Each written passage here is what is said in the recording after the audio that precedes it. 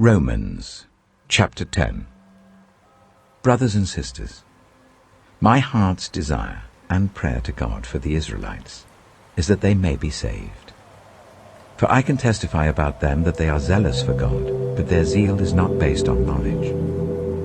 Since they did not know the righteousness of God and sought to establish their own, they did not submit to God's righteousness. Christ is the culmination of the law, so that there may be righteousness for everyone who believes. Moses writes this about the righteousness that is by the law. The person who does these things will live by them. But the righteousness that is by faith says, "Do not say in your heart, 'Who will ascend into heaven?' That is to bring Christ down. Or, 'Who will descend into the deep?' That is to bring Christ up from the dead." But what does it say? The word is near you. It is in your mouth and in your heart. That is the message concerning faith that we proclaim. If you declare with your mouth, "Jesus is Lord," and believe in your heart that God raised him from the dead, you will be saved. For it is with your heart that you believe and are justified, and it is with your mouth that you profess your faith and are saved. As Scripture says, anyone who believes in him will never be put to shame. For there is no difference between Jew and Gentile. The same Lord is Lord of all, and richly blesses all who call on him.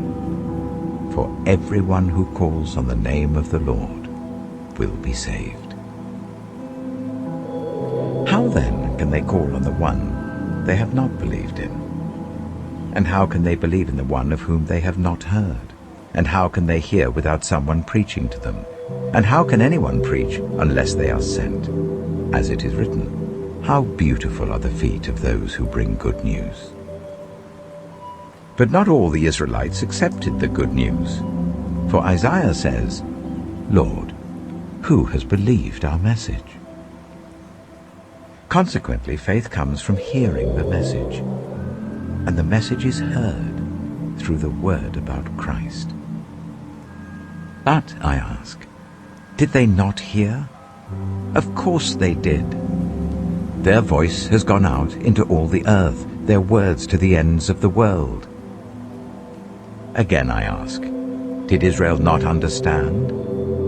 First, Moses says, "I will make you envious by those who are not a nation. I will make you angry by a nation that has no understanding." And Isaiah boldly says, "I was found by those who did not seek me. I revealed myself to those who did not ask for me." But concerning Israel he says, "All day long I have held out my hands to a disobedient and obstinate people."